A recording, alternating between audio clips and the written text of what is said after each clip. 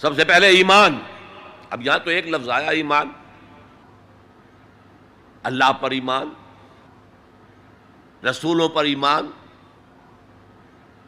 آخری رسول اور آخری نبی پر ایمان، کتابوں پر ایمان اور آخری کتاب قرآن پر ایمان، بعث بعد الموت پر ایمان، حساب کتاب پر ایمان، جزا و سزا پر ایمان، جنت اور دوزخ پر ایمان.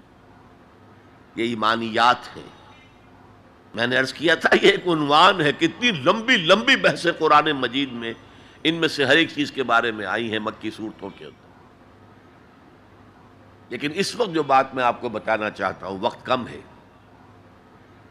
اس ایمان کے دو لیول سمجھ لیجئے، یا دو قسمیں سمجھ لیجئے، یا دو ایسپیکٹ سمجھ لیجئے. اور یہ مجھے امید ہے کہ بہت سے حضرات نے بچپن میں یاد کیا ہوگا ایمان مجمل. آمنت باللہ کما ہوا باسمائہ و صفاتہ وقبلت جمیع احکامہ اقرار باللسان و تصدیق بالقلب.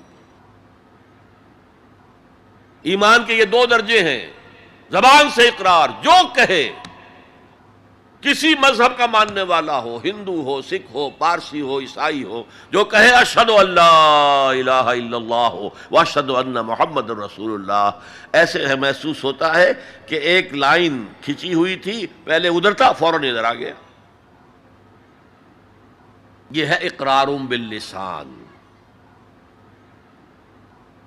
لیکن اس ایمان کا فائدہ صرف اس دنیا میں ہے، یعنی ہم ایک دوسرے کو مسلمان سمجھیں. اس کی حیثیت قانونی ایمان کی ہے. ظاہر بات ہے مسلمان باپ کی وراثت مسلمان بیٹے کو جا سکتی ہے، بیٹا مسلمان نہیں ہے تو وراثت نہیں پہنچے گی. ہو از اے Muslim and who is not a مسلم، یہ لیگل کوسچن ہے.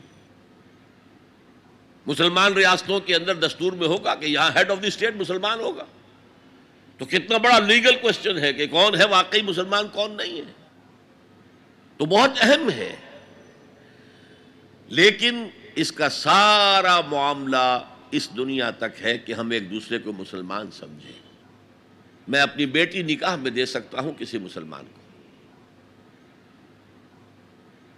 اصل ایمان کیا ہے؟ تصدیق بالقلب. جب دل میں اتر جائے، دل میں کھب جائے، وہ ہے اصل ایمان. ہم دنیا میں اس کو زیر بحث لا نہیں سکتے. ہمارے پاس کوئی آلہ نہیں ہے دل میں اتار کر دیکھ لیں ایمان ہے کہ نہیں ہے، کوئی نہیں.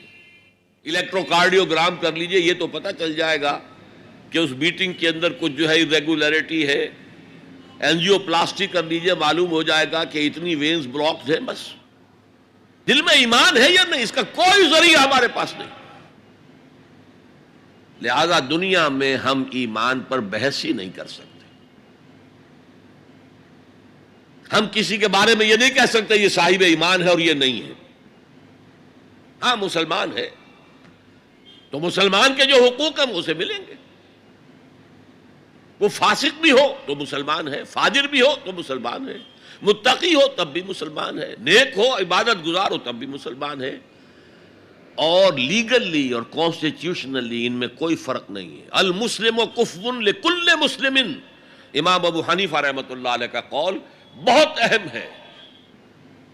اتنی اہمیت تو اس کی ہے کہ ذرا سی ایک خطا ہو گئی تھی حضرت اسامہ ابن زید سے. حضور کو بہت محبت تھی اسامہ سے، اپنے پوتے کی طرح سمجھتے تھے، اس لیے کہ زید کو تو اپنا بیٹا بنایا ہوا تھا، زید ابن حارثہ کو. وہ تو بعد میں جب آیت اتری کہ یہ کوئی منہ بولا بیٹا اسلام میں کوئی شے نہیں ہے، ورنہ پہلے انہیں کہتے تھے زید ابن محمد، اس کے بعد دوبارہ وہ زید ابن حارثہ رہ گئے. لیکن محبت کتنی تھی زید سے. اور اس اعتبار سے گویا کہ حضرت اسامہ ابن زید وہ تو حضور کے پوتوں کے مانند تھے. ان سے غلطی ہو گئی. ایک جنگ میں ایک کافر کے ساتھ مقابلہ ہوا دو بدو. اس کافر نے جب سمجھا کہ میری تو بس ہو گئی، اب میں مزید مقابلہ نہیں کر سکتا، اب میری جان اس کے ہاتھ میں ہے، اسامہ کے ہاتھ میں ہے.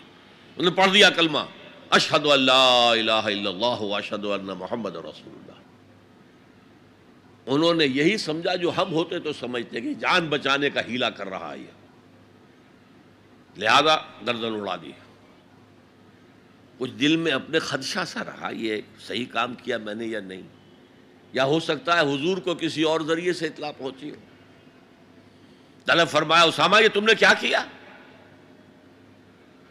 حضور اس نے جان بچانے کے لیے کلمہ پڑھا تھا، آپ نے نہیں کہا کہ تم غلط کہہ رہے۔ ہلا شققنا قلبہ، تم نے اس کا دل چیر کے کیوں نہیں دیکھ لیا؟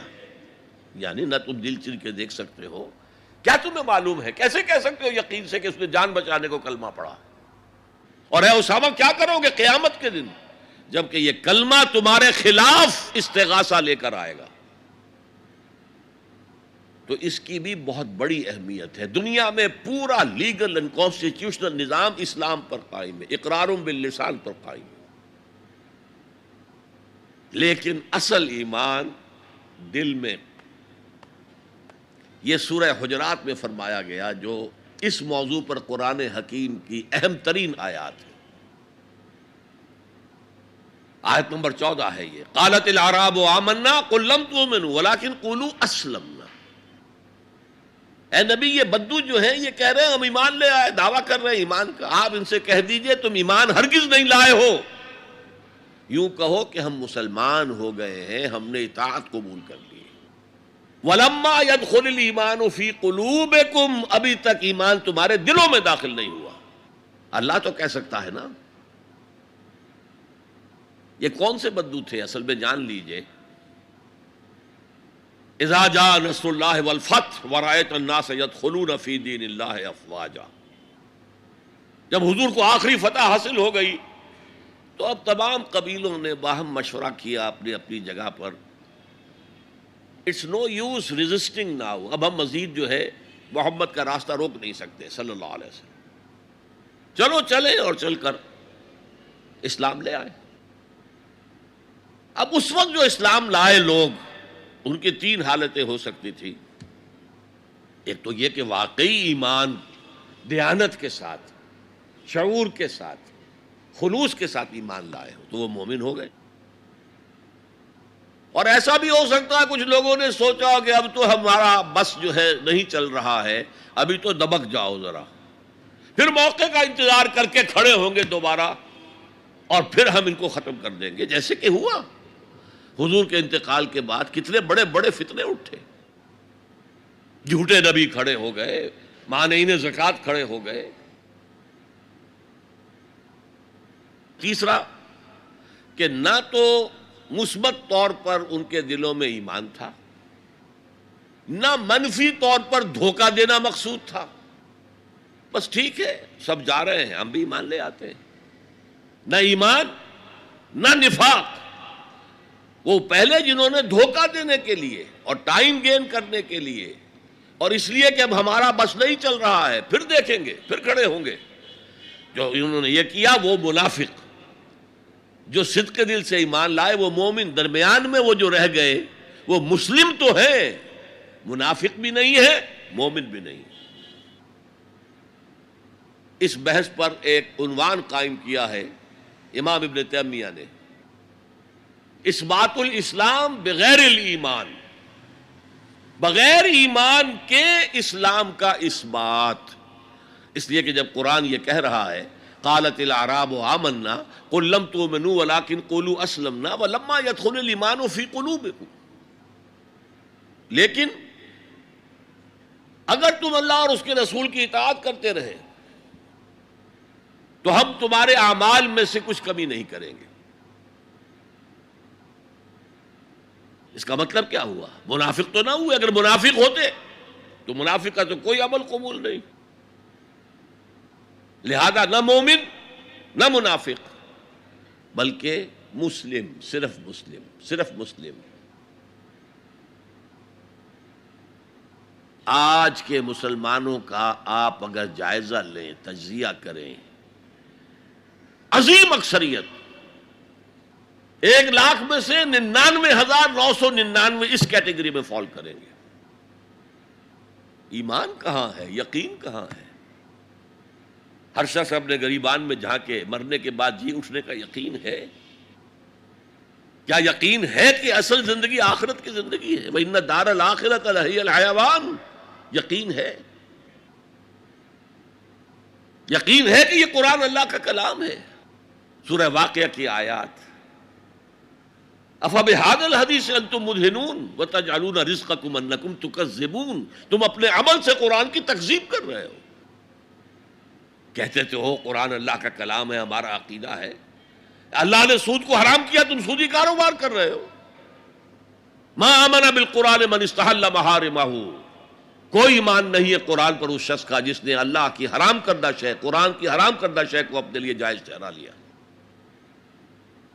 تو یہ ایمان ہے اصل میں وہ شے جو دل میں داخل ہو جائے۔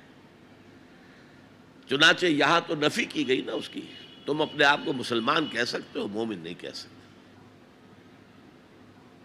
لیکن صحابہ کرام جو سچے اور پکے مومن تھے ان کے بارے میں کیا فرمایا؟ وَلَٰكِنَّ اللَّهَ حَبَّبَ إِلَيْكُمُ الْإِيمَانَ وَزَيَّنَهُ فِي قُلُوبِكُمْ، اللہ نے تمہارے نزدیک ایمان کو محبوب کر دیا ہے اور اسے تمہارے دلوں کے اندر کھبا دیا ہے، مزین کر دیا ہے، منور کر دیا ہے تمہارے دلوں کو۔ دل کا ایمان یہ ہے اصل ایمان۔ اور اصل ایمان کی تعریف کیا ہے پھر؟ دیکھیے کس قدر نیچرل سیکوینس ہے، منطقی بات ہے۔ یہ بدو کہہ رہے ہیں ہم ایمان لے آئے، اے نبی کہہ دیجئے تم ایمان ہرگز نہیں لائے ہو۔ ما آمن تم نہیں آیا ہے، لم تؤمنوا، یہ تاکید کے لیے ہوتا ہے، بہت تاکید، ہرگز ایمان نہیں لائے ہو۔ ولیکن قولوا اسلمنا، بلکہ کہو کہ ہم اسلام لے آئے ہیں، ہم نے اطاعت قبول کر دی۔ ولما يدخل الایمان فی قلوبکم، ابھی تک ایمان تمہارے دلوں میں داخل نہیں آیا۔ وَإِن تُطِيعُوا اللَّهَ وَرَسُولَهُ لَا يَلِدْكُم مِّنْ أَعْمَالِكُمْ شَيْئًا إِنَّ اللَّهَ غَفُورٌ رَحِيمٌ، اس حالت میں بھی اگر تم اللہ اور اس کے رسول کی اطاعت کرتے رہو گے تو یہ اللہ تعالیٰ چونکہ غفور اور رحیم ہے، یہ رعایت کرے گا کہ تمہارے اعمال کو تسلیم کر لے گا اور اس کے اجر سے تمہیں محروم نہیں کرے گا۔ لیکن اصل سیکوینس جو میں بتا رہا تھا، اب اس آیت کے نتیجے میں سوال پیدا ہو گیا نا، ڈیفائن ایمان، tell us what is ایمان، we want to be accepted as مومنز، تو بتایا جائے ایمان کیا ہے، اس کے تقاضے کیا ہے۔ کانٹیکسٹ کے اعتبار سے یہ قرآن مجید کی اہم ترین آیت ہے ایمان کو ڈیفائن کرنے کے لیے۔ انما المؤمنون الذین آمنوا باللہ ورسولہ ثم لم یرتابوا وجاہدوا باموالہم وانفسہم فی سبیل اللہ، مومن تو صرف وہ ہیں جو ایمان لائے اللہ پر، اس کے رسول پر، پھر شک میں ہرگز نہیں پڑے، یقین کی کیفیت ہو گئی۔ ابھی آپ نے سورہ تکاثر سنی تھی، عین الیقین، علم الیقین، ایک تیسرا درجہ اور ہے حق الیقین۔ یقین کے بھی 3 درجے ہیں، معمولی بات نہیں ہے۔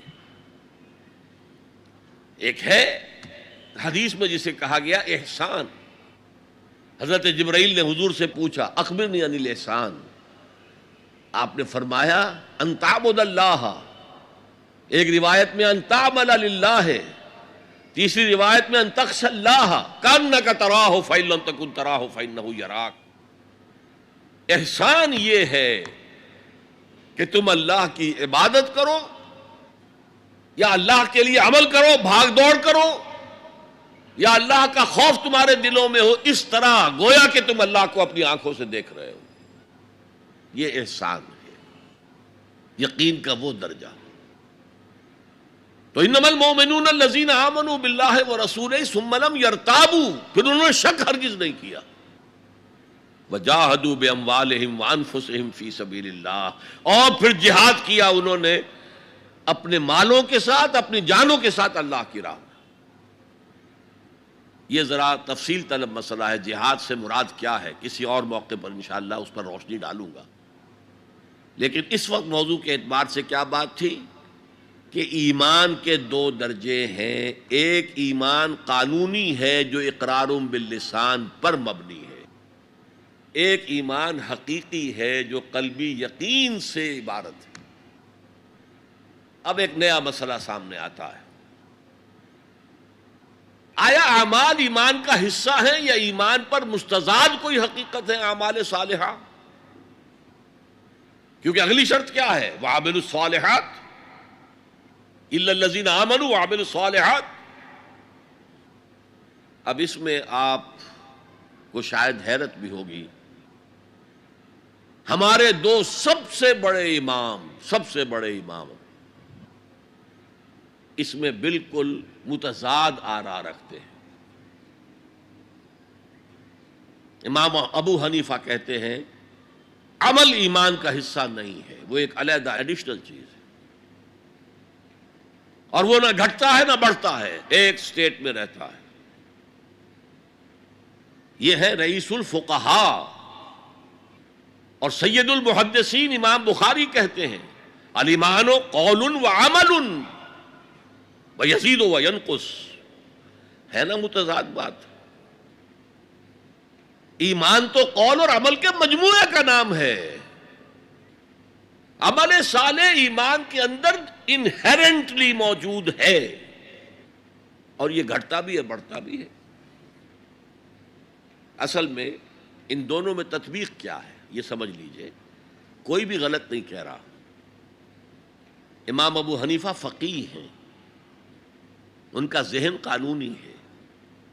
قانونی ایمان عمل سے علیحدہ ایک شے ہے۔ گناہ کبیرہ کا مرتکب بھی کافر نہیں ہوتا، عمل علیحدہ شے ہے۔ چوری کیا ہاتھ کاٹ دو لیکن وہ کافر نہیں ہو گیا۔ شادی شدہ نے زنا کیا ہے، اس کو سٹوننگ کر کے اس کو مار دو، لیکن اس کی نماز جنازہ پڑھنی ہوگی، ہے مسلمان، کافر نہیں ہوا۔ اس اعتبار سے وہ قانونی ایمان علیحدہ ہے، عمل علیحدہ ہے، اور یہ قانونی ایمان نہ گھٹتا ہے نہ بڑھتا ہے۔ یہ تو ایک سٹیٹس ہے جو آپ کو کانسٹیٹیوشنلی لیگلی حاصل ہو گیا ہے، اس میں کوئی کمی بیشی نہیں ہوگی۔ سادہ ترین مثال یہ ہے، ایک باپ کے دو بیٹے تھے یا ہیں، ایک بڑا متقی ہے، تہجد گزار ہے، نیک ہے، عابد ہے، زاہد ہے، ایک فاسق و فاجر ہے لیکن ہے مسلمان۔ کیا وراثت میں اس متقی کو زیادہ حصہ ملے گا اور فاسق و فاجر کو کم ملے گا؟ نہیں، لیگلی دے آر ایکول۔ المسلم کف لکل مسلم، ہر مسلمان دوسرے تمام مسلمانوں کے برابر ہے۔ لیگل سٹیٹس یہ برابر ہے، جامد ہے، یہ نہ گھٹتا ہے نہ بڑھتا ہے۔ حالانکہ ایمان کا گھٹنا بڑھنا، وہ حقیقی ایمان کی بات کر رہے ہیں۔ امام ابو حنیفہ قانونی ایمان کی بات کر رہے ہیں، امام بخاری حقیقی ایمان کی بات کر رہے ہیں۔ یہ تو ہر ایک کا تجربہ ہے، یہ ایمان جو ہے گھٹتا بھی ہے بڑھتا بھی ہے۔ قرآن پڑھیے، ایمان آپ کو خود محسوس ہوگا کہ اس کی حرارت بڑھی ہے۔ اچھی صحبت میں بیٹھیے، ایمان بڑھے گا۔ آوارہ قسم کے لوگوں میں بیٹھ کر گپے لڑائیے، ایمان گھٹے گا۔ خود محسوس ہو جائے گا کہ کوئی برف کی طرح کچھ ہے اندر پگھل رہی ہے۔ قرآن میں آتا زادتہم ایمانا، ان کے ایمان کے اندر اضافہ ہو گیا۔ تو کیسے کہا جا سکتا ہے ایمان گھٹتا بڑھتا نہیں ہے؟ ایمان حقیقی گھٹتا بھی ہے بڑھتا بھی ہے، لیکن قانونی ایمان یہ ایک جامد سٹیٹس ہے، ایک لیگل کانسٹیٹیوشنل سٹیٹس ہے، یہ نہ گھٹتا ہے نہ بڑھتا ہے، اور عمل اس کے اندر داخل نہیں ہے، عمل اس پر مستضاد ہے، علیحدہ شے۔ تو پہلی شرط کے بارے میں اس قدر باتیں میں نے بتائیں، زیادہ تفصیل میں جانے کا موقع نہیں۔ اب دوسری شرط کیا ہے؟ وَعَمِلُوا الصَّالِحَاتِ۔ دیکھیے عربی زبان میں عمل اور فعل یہ دونوں الفاظ مترادف ہیں، تفعلون یفعلون، تعملون یعملون، لیکن ان دونوں میں فرق ہے۔ فعل کوئی بھی فعل ہے جو آپ سے سرزد ہو گیا، چاہے ارادی طور پر چاہے غیر ارادی طور پر۔ عمل وہ ہے جو ارادے کے تحت کیا جائے، جس میں جد و جہد ہو، جس میں محنت ہو، جس میں مشقت پڑتی ہے۔ تو فعل اور عمل کے درمیان زمین و آسمان کا فرق ہے۔ عمل محنت چاہتا ہے، جد و جہد چاہتا ہے، سعی چاہتا ہے۔ اور صالح سے مراد کیا ہے؟ باصلاحیت، جس میں گرو کرنے کی صلاحیت ہو، صالح۔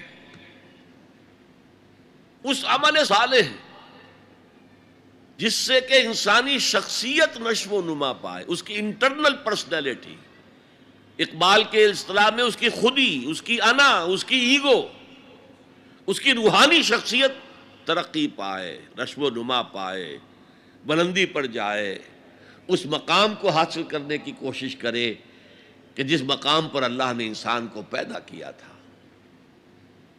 والتین والزیتون وطور سینین وہذا البلد الامین لقد خلقنا الانسان فی احسن تقویم، بہترین سطح پر پیدا کیا، مسجود ملائک بنایا، اپنا خلیفہ قرار دیا۔ ثم رددناہ اسفل سافلین، پھر نیچوں میں سب سے نیچے پھینک دیا۔ فرشتے ہم سے اونچے، جنات بھی ہم سے اونچے۔ جنات کہاں کہاں تک جاتے ہیں؟ میرا یہ خیال ہے کہ کم سے کم سولر سسٹم تک تو جنات کی رسائی ہے، آگے ہے یا نہیں میں نہیں کہہ سکتا۔ لیکن یہ انسان اب محنت کرے گا، نیچے اگر پھینک دیا گیا تھا الا الذین آمنوا وعملوا الصالحات، جو ایمان لائیں گے اور نیک عمل کریں گے وہ پھر ریگین کر لیں گے اپنے اس مقام کو جس مقام پر انہیں اصلاً پیدا کیا گیا تھا۔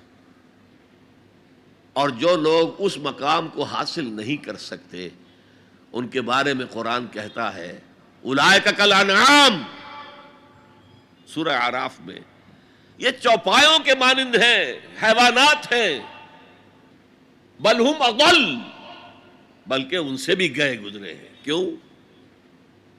حیوان کو جس سطح پر پیدا کیا گیا اس پر اپنی زندگی گزار رہا ہے، اس سے اوپر کی کوئی صلاحیت دی ہی نہیں گئی۔ انسان کو لقد خلقنا الانسان فی احسن تقویم، اگر انسان حیوان کی سطح پر گر جائے جیسے کہ آج گر چکا ہے تو وہ حیوانات سے بدتر ہے۔ اولئک کالانعام بل ہم اضل لہم قلوب لا یفقہون بہا لہم اعین لا یبصرون بہا لہم آذان لا یسمعون بہا، ان کا دل ہے اس سے غور نہیں کرتے، آنکھیں ہیں ان سے دیکھتے نہیں ہیں، کان ہیں ان سے سنتے نہیں ہیں۔ کیا ابو جہل آنکھ سے نہیں دیکھتا تھا؟ کیا ابو جہل کان سے نہیں سنتا تھا؟ یہ وہ انر شخصیت ہے آپ کی، وہ روحانی شخصیت ہے آپ کی، جو دیکھتی ہے بغیر ان آنکھوں کے، جو سنتی ہے بغیر ان کانوں کے، جو غور و فکر کرتی ہے اس عقل سے نہیں بلکہ اس قلب سے۔ تو اللہ نے تو سب کچھ دیا تھا، ہر ایک میں وہ روح پھونکی ہوئی ہے، لیکن یہ لوگ اپنی اس روح سے بیگانہ ہو گئے ہیں، بھول گئے ہیں کہ ہمارے اندر کوئی ڈیوائن ایلیمنٹ بھی ہے۔ ڈیوائن سپارک، یہ لفظ جو ہے مغربی فلسفے میں استعمال ہوتا ہے، ڈیوائن سپارک، ایک شعلہ ملکوتی ہمارے اندر ہے، انہوں نے بھی دیکھا ہے۔ لیکن آج کا انسان خاص طور پر ڈارون کے نظریے کے پھیلاؤ کی وجہ سے، یہ نظریہ بایولوجی کے میدان کا نظریہ تھا اور بایولوجی کے میدان میں اسے تقریباً ریجیکٹ کیا جا چکا ہے، لیکن سوشل سائنسز میں اس طرح پرمیٹ کر چکا ہے، سوشالوجی میں، سائیکالوجی میں اس طرح پرمیٹ کر گیا ہے کہ آج کا انسان اپنے آپ کو سوائے حیوان کے کچھ نہیں سمجھتا۔ یہ ہیومن ٹریجڈی سب سے اونچی ہے، وہ شرف جو اللہ نے عطا کیا تھا، وہ مقام اور مرتبہ جو اللہ نے عطا کیا تھا، اس سے انسان خود مستعفی ہو گیا۔ نتیجہ کیا نکلا ہے کہ جیسے ہم کہتے ہیں کہ گھوڑا اور گدھا کیا فرق ہے؟ گھوڑا ذرا ریفائنڈ اینیمل ہے، تمکنت ہے اس میں، گدھا بیچارہ کورس اینیمل ہے، باقی فرق کیا ہے یہ بتائیں؟ اسی طرح انسان اور شمپینزی اور گوریلا میں کیا فرق ہے یہ بتائیں ہمیں؟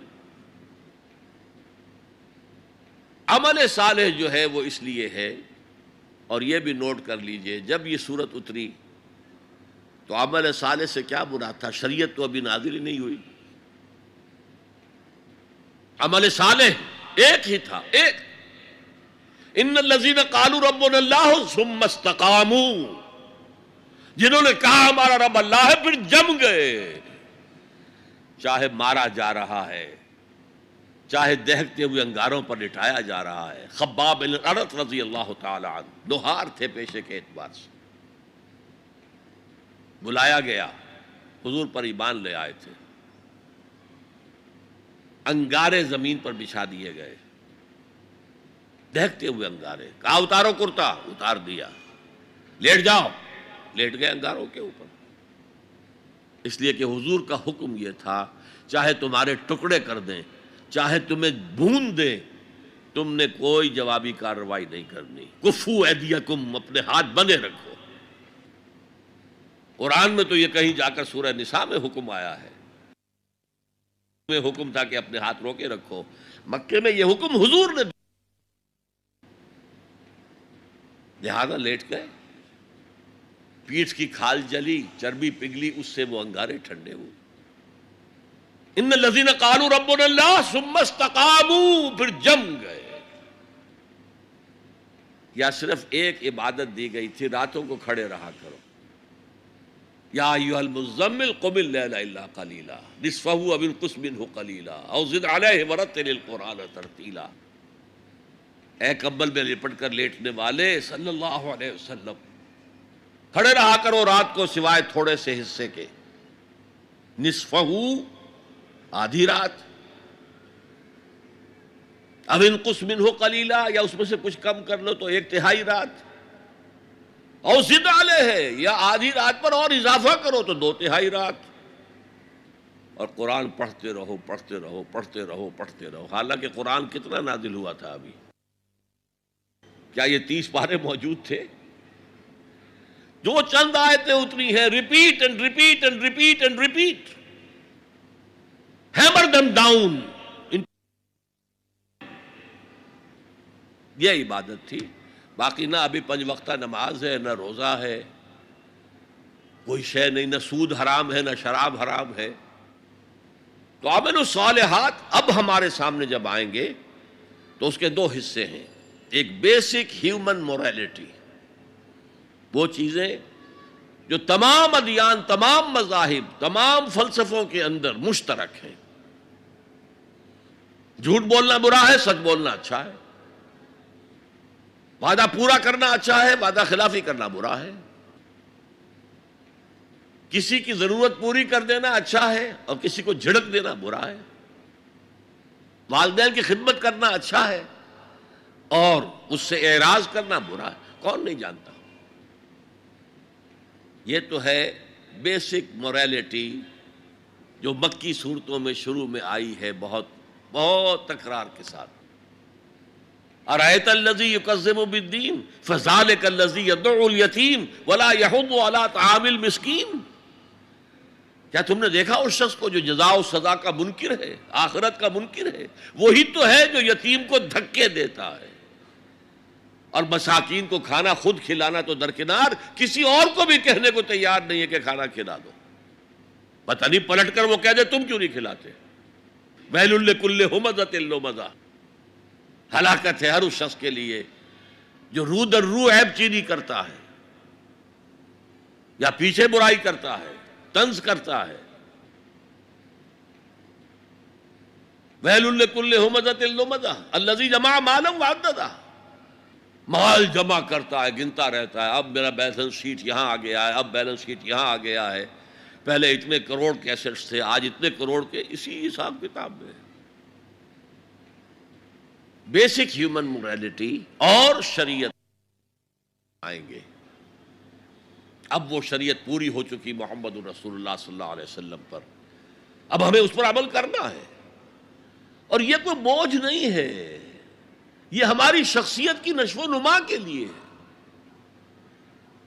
میں ایک مثال دیا کرتا ہوں. آپ کسی پہاڑی اسٹیشن کی طرف جا رہے ہوں، گرما کا صدر مقام کوئی ہوتے ہیں پہاڑی، شملہ ہوتا تھا کبھی، تو آپ دیکھیں گے سڑک پر جا بجا نشانات لگے ہوئے، یہاں سپیڈ کم کر لو، ورنہ ٹرن ایسا آ رہا ہے کہ ہو سکتا ہے کہ سپیڈ کم نہ ہو تو تمہاری گاڑی جو ہے وہ سیدھی